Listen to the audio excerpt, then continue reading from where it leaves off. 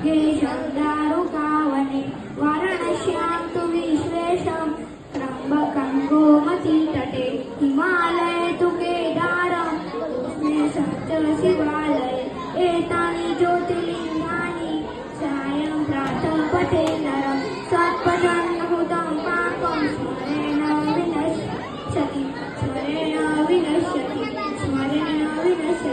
बोलो योगेश्वर भगवान की जय। पार्वती पते हर हर